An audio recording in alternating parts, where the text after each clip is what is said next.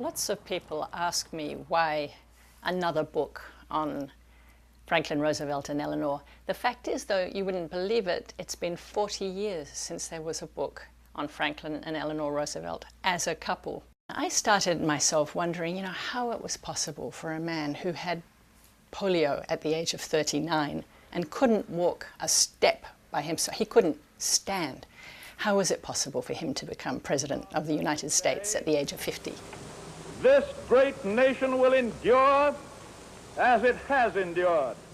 And how was it possible for this woman, a very shy young woman, how was it possible for her to become the most outspoken, the most progressive, the most controversial, determined, courageous First Lady this country has ever known? This Universal Declaration of Human Rights may well become the international Magna Carta of all men everywhere. It started off as a very conventional marriage between two aristocrats. Fifth cousins. Eleanor didn't need to change her name, and she was given away by Theodore Roosevelt, her dead father's brother, who was, of course, the president at the time and a Republican, a progressive Republican. It was only 5 years later that Franklin became a Democrat. He stood as the Democratic candidate for the New York State Senate. Everybody said he hasn't got a hope in hell as a Democrat, but he won. Was there another marriage in the history of the American presidency that affected our lives, that influence our lives still today? I don't think so. Maybe we thought that the Obama marriage was going to be similar. Certainly during the campaign, there were tremendous parallels made between Obama and FDR. People like to turn Eleanor into the pushing, nagging wife. He knew what she did, he knew what she was doing, and he needed it and knew that he needed it. And she always pushed him to be more progressive. She brought people to the White House. And when I say she brought people to the White House for dinner, for picnics and so on, she brought African Americans, she brought the American Youth League members who were communists. They sat around the dinner table discussing things with FDR. The thing about Eleanor was that she lived, and Franklin, they lived in the era before television. Very glad to see you all. It's mighty good. Not only did that make it possible for Franklin to not be photographed being carried in and out of cars and up and down steps and so on. There were newsreels, but they were completely censored. Of all the people. Eleanor, who was not a good-looking woman, but she wasn't at least harassed by television. She was very self-conscious in front of a camera. At the present time, it is of paramount importance. Early on, when they were governor and governor's wife in the executive mansion in Albany in New York, her bodyguard, who was really with whom she had a rather amorous relationship, he told her that she was beautiful when she smiled. And nobody had told her this before, but she was beautiful when she smiled. He was often called a socialist. What's interesting, by the way, about Franklin and Eleanor, of course, is that they were aristocrats, and aristocrats, as we know, are traditionally Republicans, and the whole of the Roosevelt family, apart from Franklin, were Republicans. They thought he was a traitor to his class. Eleanor did influence his politics. The fact is, you can see from the documents, you can see from the correspondence, she never stopped interfering. Delicately, it was a tightrope that she had to walk. She was trying to get an anti-lynching bill, but that was impossible because the Southern Democrats were such conservatives. They made it impossible for Franklin. I think, for example, she was the one who said to Franklin, it would be very good if you gave a job to Frances Perkins. Frances Perkins was a friend of hers. She was one of the progressive women, the one responsible for the famous 1935 Social Security bill, which Republicans are trying to undo today, but which has completely changed the shape of modern-day America. Eleanor, as she bent over all these wounded men in Europe, in the South Pacific, was very keen that Franklin should pass a bill, which it became the GI Bill, which hugely affected these men when they came back from the war. They had education, they were given jobs, they were looked after their families and themselves.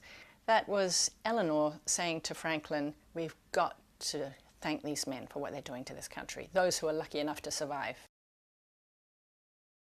People think that the marriage was just a facade, and people are always wondering when it stopped being a physical relationship. And some say that that was when Franklin had his famous affair in 1917-1918 with Lucy Mercer, who was Eleanor's secretary. I don't think that was the end of their sexual relations. Myself, I think that they got over that. It was a brutal moment for Eleanor. It was a betrayal. But he did not want a divorce. He stayed with her, and they rose above it. I think the turning point in their physical relations was most certainly polio in 1921, when Franklin was 39. Let's not underestimate what polio does to a relationship. Franklin needed an attendant around the clock. He needed somebody to help him stand up, to help him dress. He couldn't move. His legs did not work. He needed time too after that dreadful catastrophe. So for the next 7 years, he disappeared often. He actually spent more time in the South than at home. And he was with his secretary, younger, charming, smiling woman, Missy LaHand. And there is no doubt that Missy LaHand was a romantic relationship. She adored him. She called him FD, my FD. I don't think he was in love with her, but he loved her. He treasured her. She had the patience to sit next to him when he was down in the South, swimming, fishing, putting up with the mosquitoes, putting up with the cold nights, just being beside him, making him more cheerful, making him feel like a man again. Eleanor, she was fast, she was manic, she had to look after the kids. It was mostly while he was in the South, Eleanor immersed herself in the women's division of the Democrat Party. Women had only just got the vote. This was the roaring 20s. This is when women bobbed their hair, started to smoke, when professional women started to really do things. They were Eleanor's friends. She became the most important person in the woman in the Democrat Party, had a huge influence on women voters. Franklin owed his election, in part, to Eleanor. Franklin loved the Hudson Valley. He loved the river, the landscape, his house. His house was his mother's house. It was as if, for him, it was as if it were his house. He loved it there. Eleanor didn't. She always felt she was in his mother's house. So in the 20s, after Franklin had polio, when he was going more and more to the South with Missy, one day they were having a picnic. Eleanor, Franklin, the kids, the gang. They always had a gang of friends around them. And Franklin suggested that Eleanor and two lesbian friends, they were a couple, build a cottage, which they called Valkill, and that Eleanor could live in it whenever he wasn't in town. You see, they had the New York house. Eleanor, who had, such an aristocratic background, never had a home of her own until she was 40. Valkill became her home. And after Franklin died, she mostly lived at Hyde Park herself in this home. The affection that Americans feel for Franklin and Eleanor Roosevelt goes beyond politics. It's so many things, I think. Franklin was extraordinarily eloquent. And to perpetuate the integrity of democracy. He had to stand at a podium holding himself up with braces on his legs, but he used his head a great deal for emphasis, and he had a wonderful face, a marvelous smile, and warmth. Eleanor had such a smile, such a warm, modest, familiar kind of presence, both in her My Day columns, in her autobiography, in her presence.